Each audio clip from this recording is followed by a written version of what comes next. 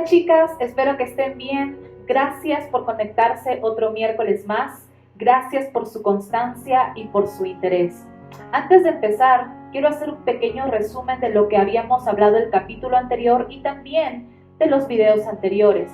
Pero la verdad es tan emocionante centrarnos en la idea de cómo Dios tiene todo bajo control y nada se escapa de sus manos. A veces pensamos como seres humanos que son casualidades o golpes de suerte lo que nos sucede en la vida, pero como cristianas e hijas de Dios, deberíamos empezar a renovar nuestras mentes con la verdad de su palabra, con la verdad de quién es Él.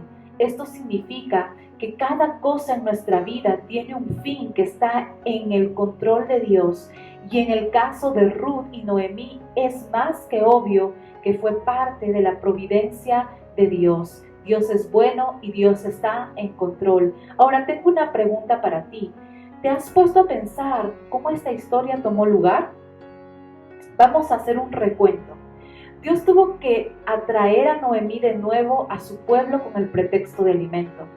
Dios tuvo que presionar el corazón de Ruth sin que ella siquiera lo supiera para que acompañara a Noemí sin importar qué.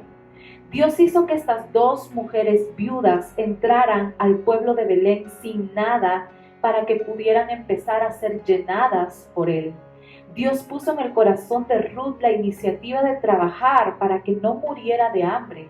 Dios hizo a Ruth entrar en un campo específico y en ese preciso momento hizo a Boaz ir a visitar sus campos.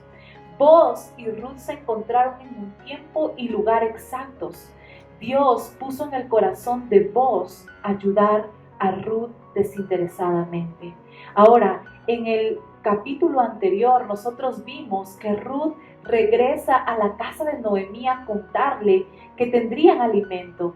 Finalmente, a raíz de toda esta historia, Noemí descubre que Boaz era un pariente cercano a su esposo Elimelech, encontrando así una esperanza de matrimonio con Ruth para la redención de toda su familia. ¿Esto te suena a ti coincidencia o golpe de suerte? Si alguno de estos acontecimientos no se hubiera dado, la historia definitivamente no hubiera sido la misma. En nuestra vida creemos que todo está mejor si está bajo nuestro control.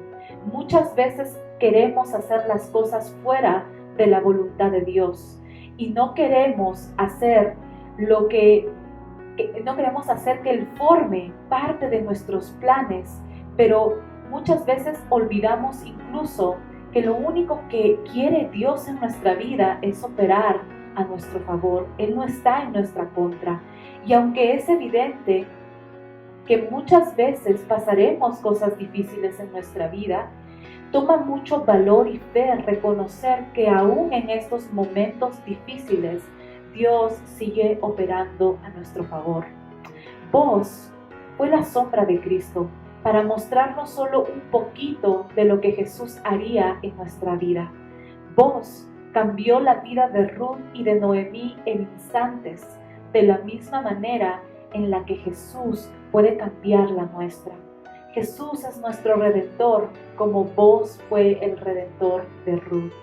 Ahora vemos a Noemí con un cambio de actitud y la pregunta es, ¿qué es lo que cambió su actitud? Vimos que fue la esperanza que hizo esto.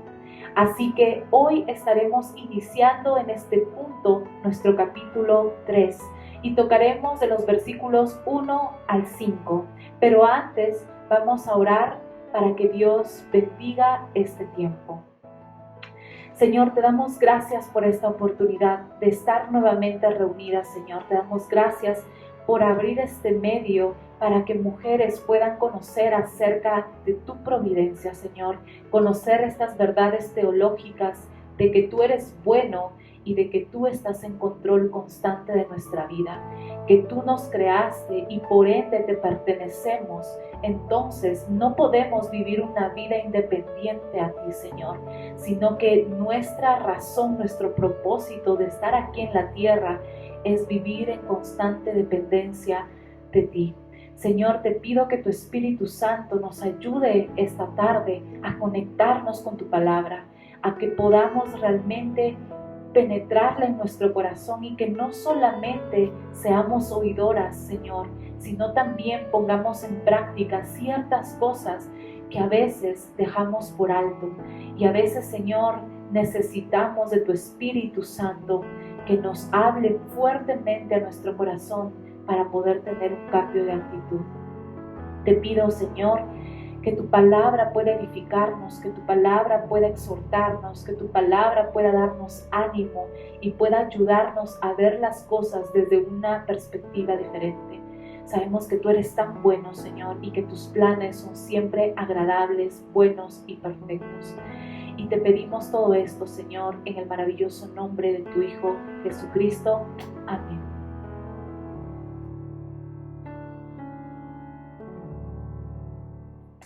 Bien, ahora todas quiero que estemos en Ruth capítulo 3, del versículo 1 al 5. Yo lo estoy leyendo en versión NTV.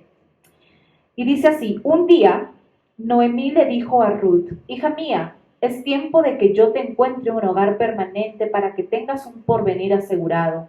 Vos es nuestro pariente cercano, y él ha sido muy amable al dejarte recoger el grano con las jóvenes. Esta noche estará aventando cebada en el campo de trillar.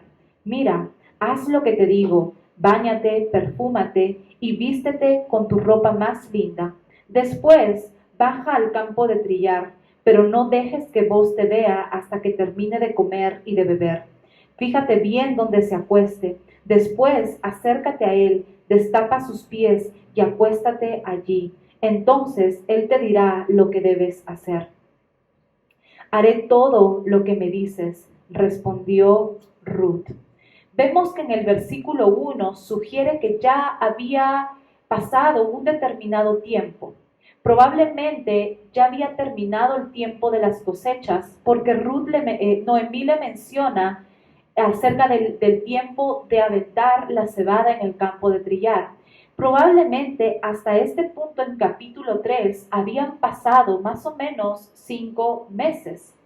En este versículo vemos a una Noemí que no solamente estaba pensando en ella, sino que ahora estaba poniendo el futuro de Ruth en su mente y era parte de su prioridad. Esto muestra que Noemí quería a Ruth como a su propia hija, pues tenemos que recordar que en la cultura de aquel tiempo era responsabilidad de los padres buscar esposo o esposa a sus hijos, pues los matrimonios eran arreglados. Así que hablando en este tiempo, no era nada raro ver a una madre preocupada por el futuro de su hija y pensar en una posibilidad de matrimonio para ella. Y era aún más aplicable en el caso de Noemí con Ruth, porque Ruth era viuda y de alguna forma un matrimonio con un redentor, hablemos bien, no cualquiera, sino un redentor, es decir, un pariente cercano, sería un salvavidas para el futuro de Ruth, ya que las viudas en aquel tiempo experimentaban mucha pobreza. Así que Noemí en este punto estaba pensando en Ruth como una hija. En el versículo 2 vemos que Noemí ya había estado planeando el momento para que Ruth y Boaz tuvieran una conversación acerca de su futuro. Pero Noemí no se estaba basando en imaginaciones, sino en los probables comentarios de Ruth al informarle un cierto interés de Boaz para ella. Entonces, vemos que después de casi 5 meses, Noemí nuevamente le recuerda a Ruth que Boaz era el pariente más cercano de su familia y en esa noche Boaz iría a su campo de trillar a aventar la cebada. Esta era una clase de fiesta en la que celebraban las buenas cosechas que habían tenido durante todos esos meses. Entonces en la mente de Noemí era la perfecta oportunidad para que Ruth se presentara como su sierva a recordarle a Boaz que él podría redimir a su familia. Así que en el versículo 3 vemos que Noemí le da unos consejos a Ruth, aparentemente de belleza, pero que escondían detrás una costumbre y un mensaje que solo los israelitas entenderían. Así que vamos a desglosar el versículo 3 explicando el significado espiritual que tienen cada una de estas cosas que Noemí le pidió a Ruth que hiciera. La primera cosa que le pidió era que se bañara o que se lavara, como dice en otras versiones. En relación con los israelitas, la ley de Moisés requería ciertos lavamientos ceremoniales y por lo general lavarse y cambiar de vestimenta antes de ciertos acontecimientos especiales. Esto, si es que te interesa, lo puedes encontrar en Génesis capítulo 35 de versículos 1 al 3. Pero lo más increíble de este contexto es que lo que en realidad Noemí le estaba diciendo a Ruth es que actuara como una novia que se preparaba para su boda. Un pequeño segmento en el libro de Ezequiel, capítulo 16, de los versículos 9 al 12, menciona acerca de este acto ceremonial. Y si es que tal vez te interesa leerlo, lo puedes leer por tu cuenta. Pero ahora, ¿cómo es que este acto de lavarse o de bañarse lo podemos aplicar a nuestra vida de forma espiritual? ¿Qué significado espiritual tiene este acto? Sabemos muy bien que si nosotras queremos entrar en una relación más profunda con nuestro Señor, debemos constantemente limpiarnos de las cosas que pueden contaminar esa relación, pues no podemos ser ciegas a que en su palabra Él nos llama a la santidad. Y tal vez hoy te preguntas, Yamalí, ¿y cómo es que yo puedo llegar a experimentar santidad en mi vida? Pues bien, Segunda de Corintios capítulo 7, versículo 1, nos enseña que la cosa principal para experimentar esto comienza con el temor de Dios. Y sé que muchos de ustedes tal vez entiendan temor en el sentido de tenerle miedo a Dios. Pero ¿saben cómo yo lo veo? Yo veo que en realidad esta palabra temor se expresa más como un acto de amor reflejado en respeto hacia su santidad. Cada vez que pecamos, tal vez somos como David y decimos a Dios, lávame y límpiame, pero a veces es Dios quien nos dice, lávense y límpiense. Y un ejemplo de esto lo podemos encontrar en Isaías capítulo 1, versículo 16. Pero explicaré esto de una mejor manera. Cuando buscamos el perdón de Dios, sí, Dios limpia y borra completamente nuestros antecedentes. ¿Cómo sabemos esto? Porque Primera de Juan 1:9 lo dice.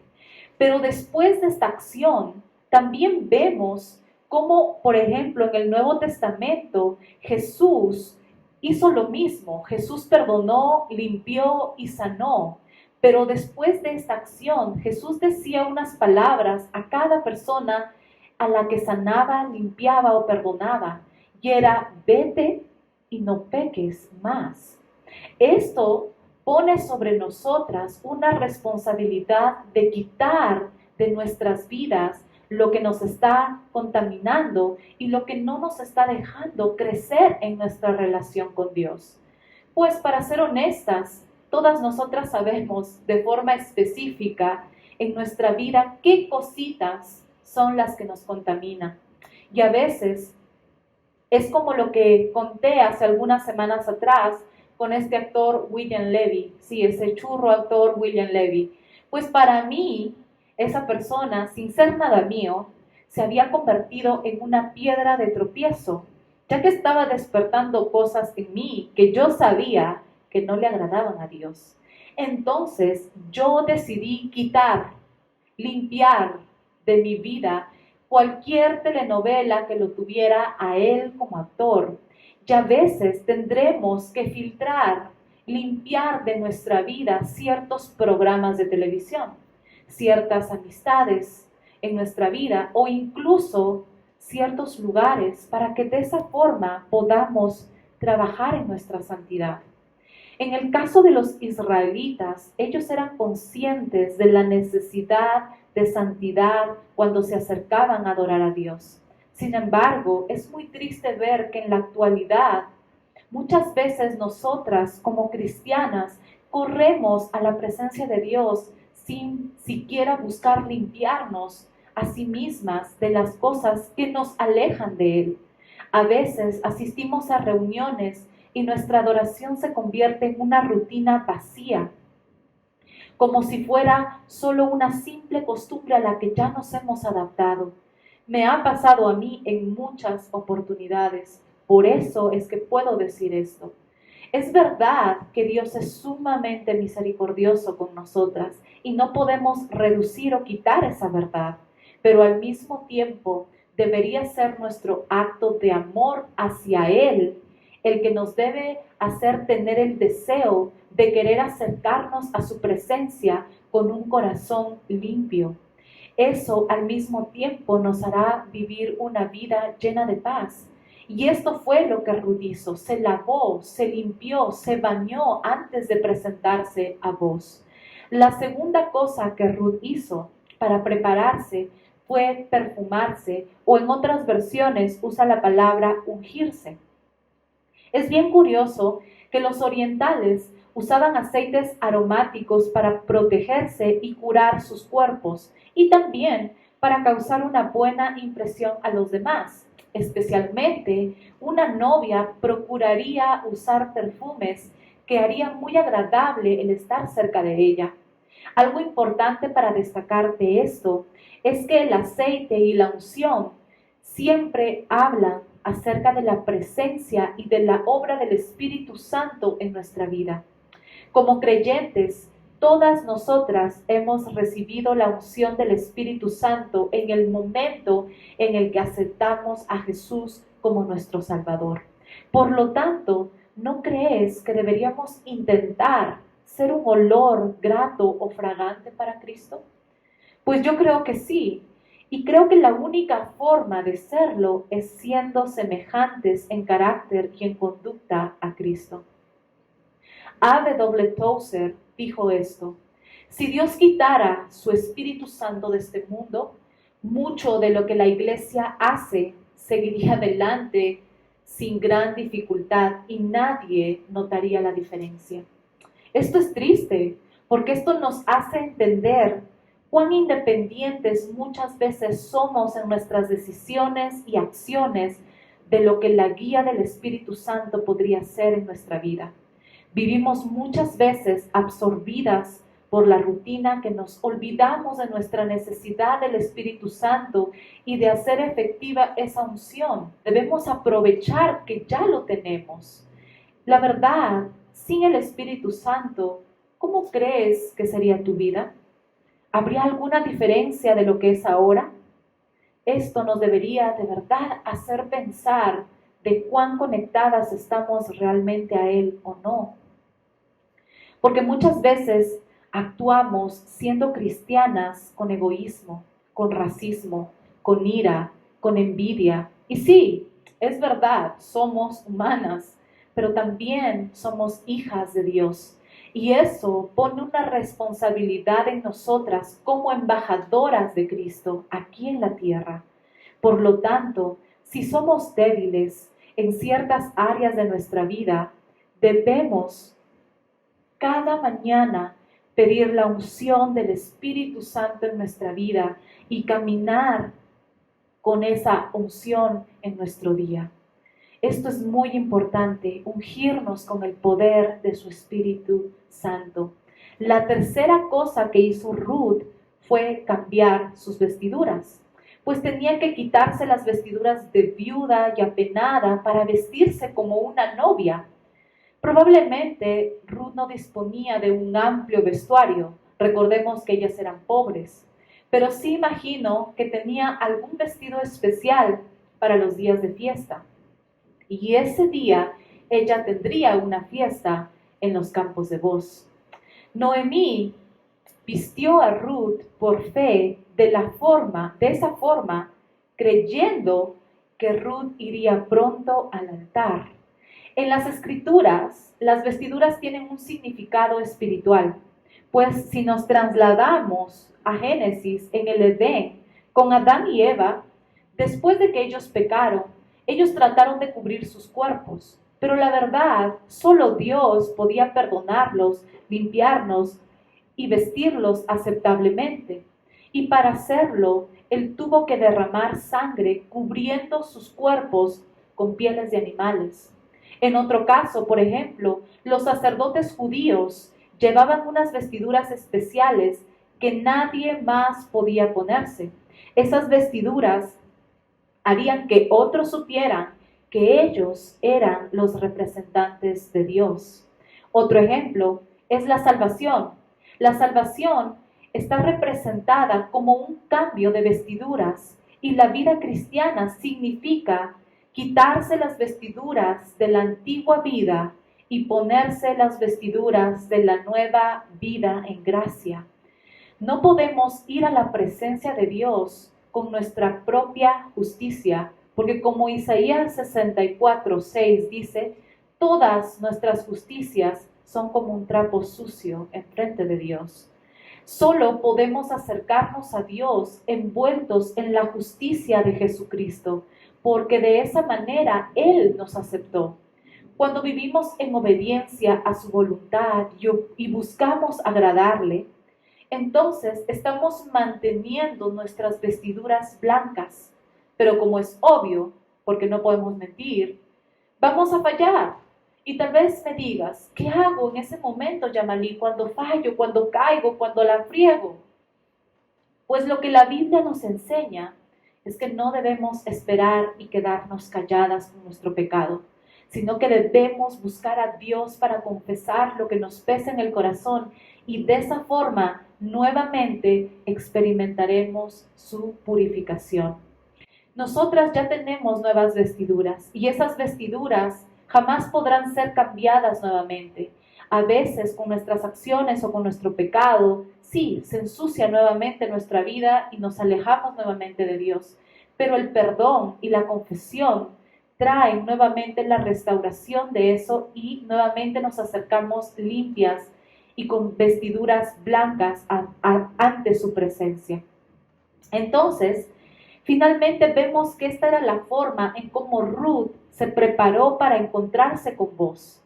Y de la misma forma deberíamos nosotras prepararnos para nuestro encuentro con Jesús.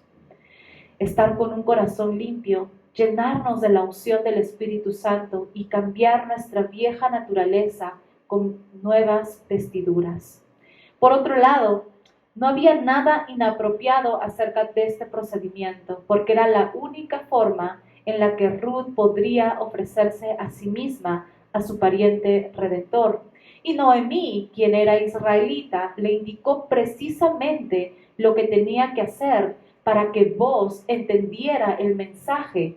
Por ello le dice a Ruth que al principio no se dejara ver por vos hasta que toda la fiesta terminara. En versículo 4, Noemí le dice a Ruth que se fije bien en el lugar donde vos fuera a descansar y que finalmente se acercara a él, destapara sus pies y se acostara allí. Estas indicaciones de Noemí a Ruth no eran extravagantes ni mucho menos imprudentes. Estas eran indicaciones basadas en una costumbre, pues era muy común que los siervos, que los sirvientes se acostaran a los pies de sus amos y que alguna parte de su manta los cubriera. De esta forma, con este acto, Ruth le recordaría a vos la responsabilidad que él tenía de buscarle a alguien o que él mismo se casara con ella. Por otro lado, el manto tiene un significado de protección. De esta forma, Ruth le estaba pidiendo protección a vos como redentor, refugiándose debajo de su manto y teniendo una actitud de humildad. Ella se había puesto a los pies de vos. Qué bonito es ver al mismo tiempo que Jesús, como redentor nuestro, nos cubrió con su manto y nos dio protección bajo sus alas. Sé que a veces tenemos temor a muchas cosas en nuestra vida, temor a morir, temor a fracasar, temor a no sentirnos amadas, temor al rechazo, temor al que dirán, temor a que alguien nos juzgue y muchos más. Pero algo que yo he aprendido en este tiempo es que mientras yo esté bajo la protección de mi Jesús, no tengo por qué temer, ya que Él siempre me cubre con todo lo que necesito. Y sé que no es fácil decir, deja de temer, pero si le tememos a todo en esta vida, jamás podremos experimentar todo lo que Dios tiene para nosotras. Finalmente, en versículo 5, Ruth le dice que haría todo lo que Noemí le había dicho. Ahora tenemos que recordar que Ruth era moabita. Ella era una extranjera y pudo haber pensado que el consejo de Noemí era raro. Sin embargo, siguió su consejo porque sabía quién era Noemí. Todas en nuestra vida tenemos a alguna persona que nos ha mostrado integridad y sabiduría. Y creo que no hay nada mejor que escuchar los consejos de las personas sabias. Pues imagínate qué hubiera pasado si Ruth no hubiera obedecido a lo que Noemí le dijo. ¿Qué hubiera pasado si Ruth hubiera tenido una actitud orgullosa? Imagínate si ella hubiera dicho, ¿por qué pues tengo que ponerme los pies y cubrirme con su manta? O sea, no entiendo qué estás haciendo. Si Ruth lo hubiera planeado a su manera, Boaz hubiera quedado completamente confundido y no hubiera entendido el mensaje de redención. Y todo el plan hubiera fracasado. Esto explica al mismo tiempo la confianza que tenía Ruth en Noemí y el deseo que Ruth tenía de adaptarse a las costumbres de un pueblo que ella no conocía. En nuestra vida como cristianas, todas debemos confiar y adaptarnos a lo que Dios ha preparado para nosotras, pues Él ha dejado en su palabra, en esta palabra, todo un manual del cómo podemos vivir en libertad, en santidad, en plenitud, en gozo, en restauración y en comunión con Él. Y así como Ruth, nuestro papel es confiar que todo lo que Dios está prometiéndonos es cierto. Finalmente, vemos que Ruth le promete obedecer a Noemí. Con esto vemos que ella no solamente escuchaba la palabra, sino que también la ponía en práctica. Nuestra disposición de obedecer a Dios es el secreto para saber qué quiere que hagamos y por ende ser bendecidas en ese proceso. La voluntad de Dios no es una cafetería donde cada quien escoge lo que le apetece. Al contrario, Dios es el que espera que nosotras aceptemos todo lo que Él planea y que le obedezcamos completamente.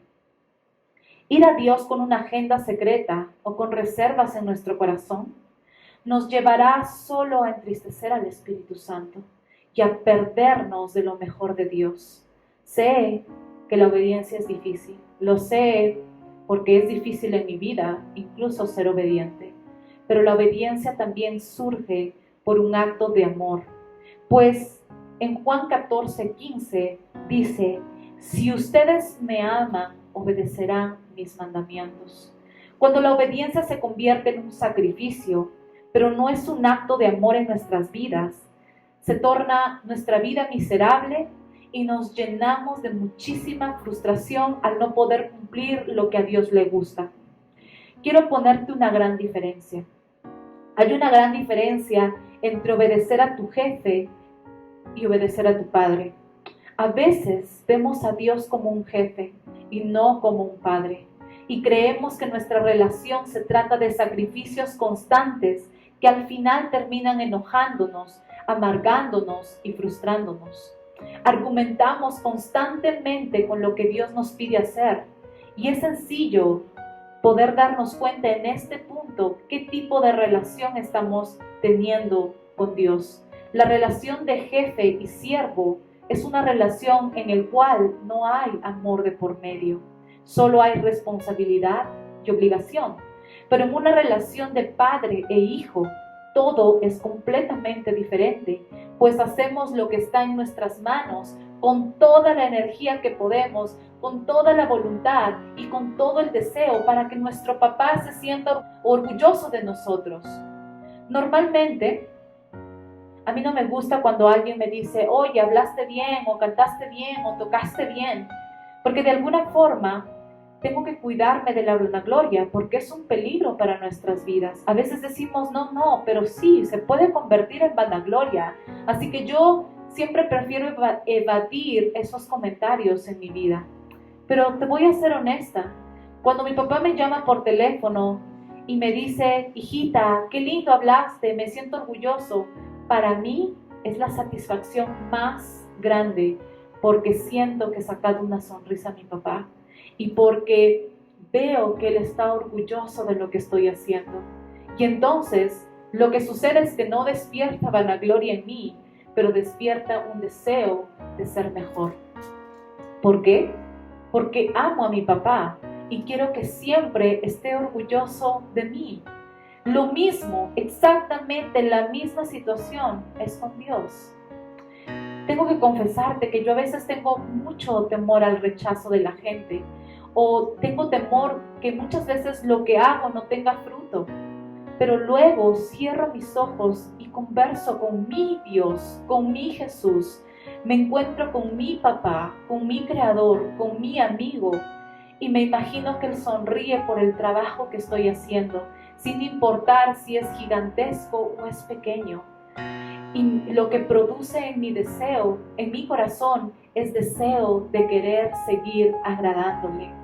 Y eso es lo que tenemos que intentar hacer. Cuando somos obedientes por amor, no es un acto que nos hace sentir miserables, sino que nos da ganas de ser mejores. Así que yo te animo a que te hagas esta pregunta. ¿Qué tipo de relación es la que tienes tú con Dios? Si es tal vez la de un jefe o es la de un padre, porque te aseguro que eso cambiará la forma en cómo tú estás caminando con Él. Ruth fue obediente aunque no entendió el para qué o el por qué. Ella no le refutó a Noemí lo que ella le estaba pidiendo hacer. El amor que Ruth expresó fue a través de confianza. La suficiente confianza para poner su futuro en manos de Noemí sin saber lo que traería. En nuestra vida, amar a Dios y obedecerle debería significar que confiamos en Él lo suficiente para poner toda nuestra vida, no solo un poco, toda nuestra vida sobre sus manos, sabiendo y creyendo firmemente que todo lo que Él hace, lo hace porque nos ama. Y su amor es mucho más grande de lo que tú y yo podemos imaginar. Espero que te haya gustado, que pueda ayudarte en tu caminar, que te haga meditar un poquito acerca de tu vida y de cómo estás viendo a Dios. Porque tal vez esa es la pared que te impide ver su voluntad con claridad. Recuerda esto finalmente. La imagen que tenemos de Dios determinará el cómo actuamos con Él y lo que le entregamos a Él. Espero que este estudio haya sido de bendición para ti. Espero que hayas podido pensar en cómo estás teniendo tu relación con Dios, en cómo lo estás viendo a Él.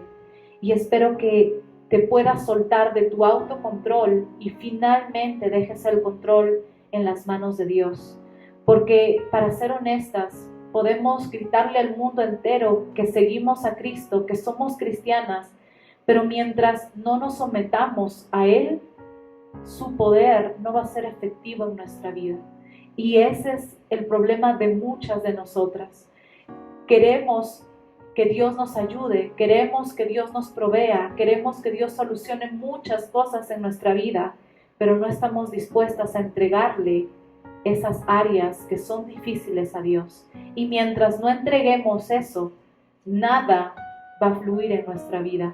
Vamos a ser como un estanque en el cual el agua no fluye para ningún sitio y no vamos a poder crecer y no vamos a poder experimentar las bendiciones que Dios quiere para nosotras, que Dios tiene para nosotras. Y el primer paso para experimentar las bendiciones es la obediencia.